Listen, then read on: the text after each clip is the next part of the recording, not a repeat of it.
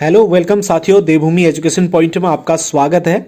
यहाँ पर आज आपके लिए एक गुड न्यूज़ लेकर आए हैं। हो सकता है आप लोगों में से कई लोगों को ये गुड न्यूज़ मिल गई होगी, लेकिन मैं आपको बता दूं दोस्तों, यहाँ पर कुछ इंपॉर्टेंट चीज़ें, इससे रिलेटेड जितने भी इंपॉर्टेंट चीज़ें होंगी उनको मैं बिल्कुल आसान भाषा में आप लोगों को समझा दूंगा। आपको इसमें क्या करना है, किस तरीके से ये पूरी प्रक्रिया रहने वाली है, ये सारी चीज़ें हम जो है पूरी उसमें पूरे वीडियो में समझेंगे। तो मेरे साथ लास्ट तक बने रहना इस वीडियो में, ठीक है। तो अगर कोई भी अपनी अपनी प्रतिक्रिया आपको देनी है तो फिर आप दे सकते हैं। तो दोस्तों यहाँ पर मैं आपको बता दूं, उत्तराखंड अधीनस्थ सेवा चयन आयोग के द्वारा पुलिस विभाग में समूह ग के अंतर्गत जो है ये उप निरीक्षक नागरिक पुलिस के 65 पद आए हैं और उप निरीक्षक अभिसूचना के 43 पद हैं और गुल्मनायक पुरुष PACR IRB के 89 पद हैं और अग्निशमन द्वितीय अधिकारी के 24 पद हैं। तो कुल मिला के कितने हो गए यहाँ पर 221 पद हैं, ठीक है। यानी कि आप इसको अगर शॉर्ट में समझना चाहें तो SI के कहेंगे आप, उप निरीक्षक के ये कितने पद हैं, 221 पद हैं, यानी कि SI के रेंज के ही ये पद होंगे सारे, ठीक है। तो इसको हम पूरा डिटेल में आगे आपको मैं समझा दूंगा इसमें क्या क्या होने वाला है, ठीक है। चलिए दोस्तों, यहाँ पर देखेंगे आप विज्ञापन की प्रकाशन की तिथि, यानी कि आज के दिन ये निकली है 3 तारीख को। ऑनलाइन आवेदन की तिथि इसमें जो है 8 तारीख से है, ठीक है। 8 जनवरी से आप इसको यहाँ पर ऑनलाइन अप्लाई कर सकते हैं और लिखित परीक्षा का अनुमानित समय जुलाई बताया गया 2022, कुछ नहीं कहा जब तक जिसके बारे में। तो 21 फरवरी तक आप इस फॉर्म को भर सकते हैं, ठीक है। 8 जनवरी से 21 फरवरी लगभग 1.5 महीने का समय आपको दिया जा रहा है। तो यहाँ पर एक चीज जो है वो खास कर दी गई है और इस बात को आप ध्यान भी रखेंगे, रिक्तियों की संख्या जो है घटाई और बढ़ाई जा सकती है कभी भी, ठीक है। इस चीज को आपको ध्यान रख लेना है। और इसी सीरीज में जो इंपॉर्टेंट चीज हो जाती है, मैं कई बार आपको बता चुका हूं, ये OTR है। तो OTR के माध्यम से ही आजकल आपको पता है दोस्तों फॉर्म भरे जाते हैं। OTR आपने बना लिया होगा, अगर OTR आपने नहीं बनाया तो आप प्लेलिस्ट में देखेंगे आप हमारे, तो प्लेलिस्ट में आपको OTR कैसे बनाना है ये सारी चीजें आपको बता दी गई हैं, उसमें आप देख सकते हैं, ठीक है। बाकी कोई इंपॉर्टेंट चीज नहीं है, तो इंपॉर्टेंट चीज हम जो है फटाफट से देख लेते हैं, जो जो चीज इंपॉर्टेंट है, ठीक है। तो दोस्तों सबसे पहले हम बात करते हैं उप निरीक्षक नागरिक पुलिस की। तो यहां पर देखेंगे आप, इसमें जो है उप निरीक्षक नागरिक पुलिस के अंतर्गत 65 पद हैं, जिसमें से SC ST OBC वगैरह के सारे पद यहां पर दिए गए हैं। ये कुछ ज्यादा इंपॉर्टेंट नहीं होता है, क्योंकि आपको इतना जानना होता है कि किस विभाग में कितने पद हैं और टोटल पद और बाकी कैटेगरी में कितने पद हैं जिससे आप बिलोंग करते हैं, ठीक है। ये चीज उतनी ज्यादा इंपॉर्टेंट नहीं होती, हर किसी के समझ में ये आ ही जाती हैं। उसके बाद जो सबसे इंपॉर्टेंट सेक्शन आता है वो आता है दोस्तों आयु सीमा वाला, ठीक है। तो आयु कितनी मांगी गई, एज का जो है सबसे बड़ा फैक्टर यहाँ पर रहता है।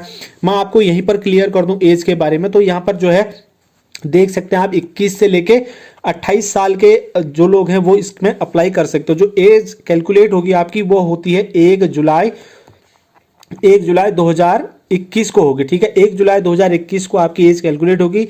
अगर आपकी एज 1 जुलाई 2021 को 28 से ज्यादा हो जाती है तो फिर आप इसमें अप्लाई नहीं कर सकते। लेकिन आप अभी और ध्यान से सुनना, ठीक है। लेकिन ये है कि 1 साल अगर ज्यादा भी हो जाता है आपके लिए तो फिर यहां पर ये ध्यान देने वाली बात है, क्योंकि भैया कोविड, ठीक है। तो कोविड की वजह से आपको 1 साल जो है अतिरिक्त मिल जाएगा। अगर आप 29 साल के भी इसमें होते हैं, ठीक है, 1 जुलाई 2021 को अगर आप 29 साल के भी हो जाते तो 1 साल जो है आप मतलब इसके लिए एलिजिबल हैं। और दूसरी बात, अगर आप SC ST OBC से अगर आप बिलोंग करते हैं तो आपको 5 साल का इसमें डिस्काउंट मिलने वाला है, ठीक है, एज रिलैक्सेशन मिलने वाला है। तो आप यानी कि 8 5 13 33 साल की आपको जो है इसमें 33 साल तक कर सकते हैं अप्लाई, अगर आप SC ST OBC से हैं। तो आयु सीमा का यहाँ पर मैटर क्लियर हो गया, ठीक है। उसके बाद बात करते हैं शैक्षिक अर्हता की। तो शैक्षिक अर्हता में आपको दोस्तों यहाँ पर ग्रेजुएशन होना जरूरी है, ठीक है। BA MA या BSc कुछ भी, सॉरी BA BSc या BCom वगैरह आपका होना चाहिए, यानी कि आप ग्रेजुएट होने चाहिए किसी भी, या उसके इक्विवेलेंट कोई भी जो है होना चाहिए आपकी एजुकेशन। और दूसरी बात यह है कि यहाँ पर जो भी अगर भूतपूर्व सैनिक वगैरह हैं तो उनके लिए जो शैक्षिक अर्हता है वो इंटरमीडिएट रखी है, यानी कि 10+2, ठीक है। 12th रखी गई है उनके लिए, ठीक है। ये चीज ध्यान देने वाली बात है भाई, इसको थोड़ा ध्यान से समझ लेना। उसके बाद सीधी भर्ती के लिए शारीरिक मानक परीक्षणों की अगर बात करते हैं तो इसमें हम आपको बता दूं, जो पुरुष अभ्यर्थी हैं उनके लिए 167 सेंटीमीटर 167.70 सेंटीमीटर हाइट मांगी गई है और महिलाओं के लिए 152 सेंटीमीटर। ठीक है, और यहाँ पर मैं आपको बता दूं जो सामान्य जाति है, अनुसूचित जाति है और अन्य पिछड़ा वर्ग है, ठीक है, यानी कि जनरल है, और एससी और ओबीसी के लिए 167 और लड़कियों के लिए 152, और अनुसूचित जनजाति की अगर बात करते हैं एसटी की, ठीक है, तो एसटी के लिए 160 इन्होंने लिया है पुरुषों के लिए, और महिलाओं के लिए 147। भाई एक चीज और इंपॉर्टेंट आपको बता दूं, अगर आप पर्वतीय क्षेत्र से यानी कि आपके पास हिल सर्टिफिकेट है तो आप के लिए 152 सेंटीमीटर पुरुषों के लिए और 147 सेंटीमीटर महिलाओं के लिए, अगर आपके पास क्या है भाई, हिल सर्टिफिकेट है। ठीक है, नहीं है तो बना लो तुरंत। उसके बाद है सीने की माप की बात करते हैं, तो सीने की माप ये पुरुषों के लिए जो है होती है, सामान्य जाति, अनुसूचित जाति और ओबीसी के लिए 78.8 सेंटीमीटर, और उसके बाद आपको कम से कम 5 मीटर फुलाना पड़ता है। भाई आपकी चेस्ट चाहे 85 भी होगी तो आप 5 सेंटीमीटर नहीं फुला पाओगे तो आप बाहर हो जाओगे। ठीक है, तो 83 सेंटीमीटर होनी चाहिए फुलाने के बाद, यानी कि 5 सेंटीमीटर आपको जरूर फुलानी पड़ेगी। यहां पर लिखा भी है नीचे नोट। ठीक है, और अनुसूचित जनजाति या पर्वतीय क्षेत्र के लिए इसमें भी 5 सेंटीमीटर का आपको डिस्काउंट मिलेगा भाई। ठीक है, 76.5 सेंटीमीटर और 81.5 सेंटीमीटर होना चाहिए फुलाने के बाद। उसके बाद वजन की बात करें तो ये केवल महिलाओं के लिए होता है, जिसमें 45 किलोग्राम इनका कम से कम वजन होना चाहिए। चलिए आगे बात करते हैं। पर्वतीय क्षेत्र का निर्धारण, ये सब आपको पता ही होगा, ये हर भर्ती में इसको दिया जाता है, इसके बारे में ज्यादा जिक्र नहीं करूंगा मैं। उसके बाद बात करते हैं शारीरिक दक्षता की। ठीक है, अगर आप, ठीक है, शारीरिक अर्हताएं सारी जितनी भी थी वो जो मैंने अभी बताई आपको, हाइट, चेस्ट वगैरह ये सब, इसको अगर आप इसमें पास हो जाते हैं तब आपकी शारीरिक दक्षता होती है। अभी हम बात कर लेते हैं पुरुषों के लिए सबसे इंपॉर्टेंट सेक्शन। ठीक है, जो मैं बता रहा हूं आपको, मैं केवल इंपॉर्टेंट चीजें बताऊंगा। ठीक है, चलिए उसके बाद देखिए आप, यहां पर बॉल थ्रो होता है सबसे पहले। तो बॉल थ्रो आपको जो है क्रिकेट की जो बॉल होती है, 4 पीस बॉल होती है, इसको आपको फेंकना होता है 50 मीटर, पुरुषों के लिए 50 मीटर। जिसको बंदर भगाने की आदत है ना, वो इसमें फर्स्ट आ जाएगा भाई। ठीक है, 50 मीटर। उसके बाद लंबी कूद, लॉन्ग जंप, 13 फीट कूदना है आपको, लॉन्ग जंप। ठीक है, लॉन्ग जंप कूदना है कितना, 13 फीट। और उसके बाद आपको चिनअप 5 बार लेने हैं। चिनअप कितने बार लेने हैं आपको, 5 बार लेने हैं। उसके बाद दौड़ और चाल की अगर बात करते हैं तो यहाँ पर 5 किलोमीटर आपको दौड़ मारनी होती है। कितने मिनट के अंदर, 30 मिनट के अंदर। 30 मिनट के अंदर 5 किलोमीटर दौड़ना होता है। हमने भी दिया था भाई ये 2015 में जब ये भर्ती आई थी, उस समय हमने भी दिया था। तो 22 मिनट में, लगभग 20-22 मिनट में हमने 5 किलोमीटर दौड़ी थी। तो उस समय ये 5 किलोमीटर की दौड़ होती थी। और दंड और बैठक की बात करें तो आपको यहाँ पर 2 मिनट में, मतलब 2.5 मिनट के अंदर 40 डिप्स मारने होते हैं। ठीक है, और 60 सेकंड के अंदर यानी 1 मिनट के अंदर 50 बैठक मारने होते हैं। बहुत आसान है, कोई दिक्कत नहीं, 1 महीना प्रैक्टिस कर लेना, आराम से हो जाता है सब। उसके बाद बात करते हैं महिला अभ्यर्थियों के लिए। तो महिला अभ्यर्थियों के लिए क्रिकेट बॉल आपको केवल 20 मीटर फेंकनी है और लंबी कूद आपको केवल 8 फीट जंप करनी है। ठीक है, और दौड़ और चाल की बात करें तो 20 मीटर आपको 40 सेकंड में दौड़नी है। और उसके बाद स्किपिंग आपको 1 मिनट में 60 बार करनी है। जो प्रैक्टिस करते हैं तो वो लोग तो बहुत ही इसको कर ही लेंगे। उसके बाद शटल रेस की बात करें तो यहाँ पर 29 सेकंड में आपको शटल रेस करनी पड़ेगी। शारीरिक स्वास्थ्य में कुछ नहीं है, आप सब कुछ जब पास कर लेते हैं, लिखित परीक्षा आपकी हो जाती है, लिखित परीक्षा में भी निकल जाते हैं तो आपका स्वास्थ्य वगैरह देखा जाता है कि आपकी मेंटल हेल्थ सही है। ये सारी चीजें ज्यादा इसमें मैटर नहीं करती हैं। उसके बाद जो इसका लिखित परीक्षा का था दोस्तों, उस समय 2015 में जब ये परीक्षा होती थी उस समय 300 नंबर का ये पेपर हुआ करता था। ठीक है, तो 300 नंबर का पेपर हुआ करता था, जिसमें से 50 नंबर की मैथ वगैरह ये चीजें आती थी और 100 नंबर की इसमें हिंदी आती थी। ठीक है, इस तरीके से 3 घंटे के अंदर आपको 300 नंबर का पेपर हल करना होता था। बहुत ही मुश्किल हो जाता था, कई बार तो ऐसा होता था कि 300 क्वेश्चन पूरे पढ़े ही नहीं जाते थे। ठीक है, ये सारी चीजें थी, लेकिन इस बार इसके सिलेबस को बहुत ज्यादा चेंज कर दिया गया है, जो अब 100 नंबर की एक वस्तुनिष्ठ प्रकार की परीक्षा होगी, जैसे ग्रुप सी की बाकी परीक्षाएं होती हैं, जिसमें आपको सामान्य हिंदी देखने को मिलेगी, सामान्य ज्ञान, सामान्य अध्ययन, जिसके अंतर्गत सामान्य अध्ययन में उत्तराखंड के क्वेश्चन भी देखने को मिलेंगे। जो नॉर्मल पेपर हमारा बनता है वही इस बार इसमें देखने को आपको मिलेगा। उसके बाद अगला पदनाम देखेंगे आप यहाँ पर, गुलमनायक पुरुष पीएससी और आईआरबी का। ठीक है, तो इसमें भी सेम जैसे एसआई का मैंने अभी आपको बताया, लगभग वही चीजें आपकी रहने वाली है। टोटल पद इसमें 89 देख सकते हैं आप। अनुसूचित जाति के लिए 18 हैं, जनजाति के लिए, एसटी के लिए 3 है और ओबीसी के लिए 12 है। ठीक है, और ईडब्ल्यूएस के लिए 8 है, सामान्य के लिए 48 है। ठीक है, टोटल 89 हुए। उसके बाद इसमें जो मेन चीज़ है वो बात कर लेते हैं, उस पर देख लेते हैं। ठीक है, तो शैक्षिक अर्हता इसमें मेन हो जाती है दोस्तों। ठीक है, तो शैक्षिक अर्हता मेन होती है, तो शैक्षिक अर्हता में आपको सेम वही जो है परीक्षा कम से कम आपकी क्या होनी चाहिए, आप ग्रेजुएट होने चाहिए। ठीक है, ग्रेजुएट होने चाहिए, न्यूनतम स्नातक की परीक्षा उत्तीर्ण होनी चाहिए, और वही भूतपूर्व सैनिकों के लिए शैक्षिक योग्यता इंटरमीडिएट 12th है। ठीक है, ये ध्यान रखना। और उसके बाद जो है जो मैंने अभी आपको बताया शारीरिक दक्षता में 167, 160, 162 बिल्कुल सेम वही है, कोई दिक्कत नहीं है। सीने की माप की अगर बात करते हैं तो सीने की माप यहाँ पर देखेंगे आप, बिना फुलाए 78, 83 और 76, 81 और 5 सेंटीमीटर फुलाना अनिवार्य, बिल्कुल सेम। आगे बढ़े, पर्वतीय क्षेत्र का निर्धारण सेम। उसके बाद शारीरिक दक्षता की अगर बात करते हैं तो शारीरिक दक्षता में आपको वहां पर बॉल 50 मीटर फेंकनी थी, सेम। 13 फीट कूदना था, 5 बार चिनअप करने थे, दौड़ चाल 5 किलोमीटर आधा घंटा में, सेम टू सेम सारी की सारी चीजें क्या है, एज इट इज है। उसके बाद बात करते हैं शारीरिक दक्षता में, तो शारीरिक दक्षता वही है भाई, जब आप सब कुछ फिट हो जाते हैं तो फिर आपका जो है इसमें मेडिकल चेकअप थोड़ा बहुत होगा, ये जो है बाकी में जो है वही सेम रहता है। और इसमें जो परीक्षा का स्वरूप है वो भी 100 अंकों की परीक्षा होनी है, जैसे कि हिंदी, सामान्य ज्ञान, सामान्य अध्ययन, उत्तराखंड जीके वगैरह, यही चीज पूछी जाती है।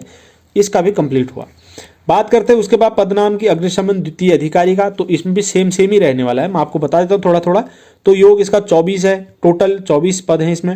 तो इसमें आप देख सकते हैं एससी के लिए 5 है, एसटी के लिए 1 पद है, और ओबीसी के लिए 3 पद हैं, और ईडब्ल्यूएस के लिए 2 हैं, और जनरल के लिए यहाँ पर 13 पद हैं। कुल मिला के 24 पद हुए। ठीक है, बाकी के ये जो वुमेन वगैरह हैं इन सब के लिए आप भी देख सकते हैं, इन सबको भी आप एक बार नजर मार लेना इसमें। दोस्तों इसका आयु सीमा सबसे मेन हो जाती है यहाँ पर, इसके लिए आयु सीमा सेम है, 21 वर्ष से 28 वर्ष तक मांगी गई है। और जैसे कि मैंने आपको बताया था आयु के बारे में थोड़ी देर पहले, बिल्कुल वही इसमें भी रहने वाला है। शैक्षिक अर्हता भी सेम है, जो मैंने अभी तक आपको बताया है, शैक्षिक अर्हता सब बिल्कुल वही रहने वाली है। और शारीरिक अर्हताओं की बात कर लेते हैं यहाँ पर थोड़ा सा, तो ये महिलाओं के लिए यहाँ पर दी गई है। ठीक है, तो यहाँ पर 152, 147 और 147। एसटी के लिए 147, पर्वतीय जो हिल है, हिल के लिए भी 147, और बाकी जनरल हो चाहे एससी वर्ग का हो या एसटी से हो, सॉरी ओबीसी से हो, तो उनके लिए 152 सेंटीमीटर की हाइट मांगी गई है। नेक्स्ट इसमें जो है महिलाओं के लिए 45 किलोग्राम वजन अनिवार्य है, ये चीज़ तो खैर पता ही है आपको।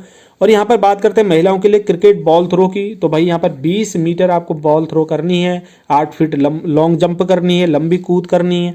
ठीक है, और दौड़ वगैरह जो है 200 मीटर 40 सेकंड के अंदर दौड़नी है, कोई दिक्कत की बात नहीं है। ठीक है, उसके बाद है स्कीपिंग, वही है 1 मिनट में 60 और 29 सेकंड में शटल रेस वगैरह ये कंप्लीट करनी है 25/4 में। उसके बाद पुरुष अग्निशमन द्वितीय अधिकारी की अगर बात करते हैं तो इनकी ऊंचाई जो है 167 सेंटीमीटर, 167.7, और अनुसूचित जनजाति अभ्यर्थियों के लिए 160, और बाकी पर्वतीय जो हिल सर्टिफिकेट आपके पास है तो फिर आपको जो है थोड़ी सी यहाँ पर भी डिस्काउंट मिलेगा 5 सेंटीमीटर का। सीने की माप की अगर बात करते हैं, जैसे कि आपको पता है पुरुषों के लिए होता है, तो 78, 76 फुलाने के बाद आप देख सकते हैं 5-5 सेंटीमीटर आपको फुलाना पड़ेगा, ये सेम पहले की तरह है। उसके बाद मैं आपको बता दूं दूसरी चीज जो इंपॉर्टेंट है यहाँ पर है, ठीक है, ये वही है भाई सेम, इसमें भी कुछ चेंज नहीं लग रहा है मुझे। 50 बॉल थ्रो करनी है, लॉन्ग जंप 13, चिनअप 5 किलोमीटर दौड़, और 2.5 मिनट के अंदर 40 डिप्स, और 60 सेकंड में 50 बैठक, कोई दिक्कत नहीं है, यही है जो अभी तक चल रहा था। उसके बाद इसका पाठ्यक्रम डिस्कस कर ले, तो इसमें थोड़ा सा भाई चेंज है, पाठ्यक्रम को देख लो आप। इसमें यह है कि 100 अंकों की वस्तुनिष्ठ प्रकार की परीक्षा होनी है, और 2 घंटे की लिखित परीक्षा होगी, जिसमें पद की न्यूनतम अर्हता से संबंधित विषयों पर आधारित प्रश्न होंगे। ठीक है, तो ये चीजें जो है न्यूनतम अर्हता से संबंधित जो है इसमें प्रश्न होंगे। ठीक है, ये चीज थोड़ा सा इसमें अलग आ गई है। बाकी इसमें जो सिलेबस आएगा तो सिलेबस के अकॉर्डिंग जो है वहां पर दे दिया गया होगा कि आपका क्या क्या सिलेबस में होगा, डिटेल वाला जो सिलेबस आएगा उसको आपसे शेयर कर दिया जाएगा। ठीक है, उसके बाद लिखित प्रतियोगी परीक्षा में आपको पता ही है 45% अंक लाने होते हैं सामान्य और ओबीसी के लिए, और अनुसूचित जाति और एसटी के लिए जो है 35% अंक लाना होता है क्वालिफाई करने के लिए। ठीक है, बाकी मेरिट अगर 60 पे चली जाती है तो फिर एससी वाले की या फिर एसटी वाले की तो फिर वो 60 भी कम हो जाते हैं, लेकिन ये सिर्फ एक क्वालिफाइंग नंबर है। ठीक है। बाकी ये सारी चीज़ें ऋणात्मक कर दिया जाएगा वे वगैरह वगैरह, ये सारी चीज़ें आपको पता ही है, ठीक है। ये सारी चीज़ें जो है ख़ास ऐसी यहाँ पर वैल्यू नहीं करती है। बस आपको यही बताना था। आयु के बारे में मैंने आपको डिटेल में सब कुछ बता दिया है। फॉर्म कैसे भरना है, क्या भरना है, आप घर पर बैठ के आराम से चाय की चुस्की मारते हुए फॉर्म भर सकते हैं। मैंने 50 बार बता रखा है, इस बार भी मैं पूरा फॉर्म भर के आपको दिखाऊंगा, ठीक है। तो आयु की गणना 1 जुलाई 2021 को होनी है, मैंने आपको बता दिया है, ठीक है। 1 वर्ष की छूट मिलेगी, ये भी मैंने आपको बता दिया है। 29 वर्ष से अधिक आपकी आयु नहीं होनी चाहिए, लेकिन 5 वर्ष की छूट मिलेगी किसको, SC ST और OBC को, ठीक है। तो 5 वर्ष की छूट मिलेगी, ये भी मैंने आपको बता दिया है। भाई यहाँ पर स्वतंत्रता संग्राम सेनानी के आश्रित अभ्यर्थियों के लिए शासनादेश संख्या 1244 दिनांक के अनुसार 2015 अधिकतम आयु में 5 वर्ष की छूट इनको भी मिलेगी। स्वतंत्रता संग्राम सेनानी की जो आश्रित हैं इनको, ठीक है। भूतपूर्व सैनिकों को सेना में दी गई सेवा अवधि को उनकी वास्तविक आयु में घटाने के उपरांत 3 वर्ष की छूट इनको भी दी जाएगी, ठीक है। 3 वर्ष की छूट इनको भी दी जाएगी। होमगार्ड वगैरह में जिन्होंने सर्विस दी है, 3 वर्ष की नियमित सेवा पूर्ण कर ली है, तो उनको भी यहाँ पर छूट मिलने वाली है 5 वर्ष की, ठीक है। तो इसके लिए आवेदन हेतु पात्रता की बात करते हैं, यहाँ पर दिया है तो थोड़ा सा इसको देख ले, क्या इसमें इंपॉर्टेंट चीज दी गई है। उत्तराखंड लोक सेवा आयोग की परिधि के बाहर समूह ग के सीधी भर्ती के पदों पर भर्ती हेतु आवेदन करने के लिए वही अभ्यर्थी पात्र होगा जिसने अपनी हाई स्कूल और इंटरमीडिएट, देखिए इंपॉर्टेंट है, हाई स्कूल और इंटरमीडिएट परीक्षा या इसके ही इक्विवेलेंट समकक्ष स्तर की शिक्षा उत्तराखंड राज्य के स्थित मान्यता प्राप्त संस्थानों से प्राप्त की हो, ठीक है। उत्तराखंड के मान्यता प्राप्त संस्थानों से अगर आपने हाई स्कूल इंटर या फिर इसके समकक्ष स्तर की कोई परीक्षा जिसके बेस पर आप जो है इंटर माने जाते हैं या फिर आप जो है इसके लिए एलिजिबल माने जाते हैं, तो वह आपकी उत्तराखंड से होनी चाहिए। लेकिन एक कंडीशन यहाँ पर है, ठीक है, वो ये है कि अगर जो यहाँ के स्थायी निवासी हैं अगर वह बाहर रहते हैं, ठीक है, उनके बच्चे जो है अब उनके साथ ही रहेंगे, जाहिर सी बात है, तो वो लोग भी यहाँ पर आवेदन कर सकते हैं।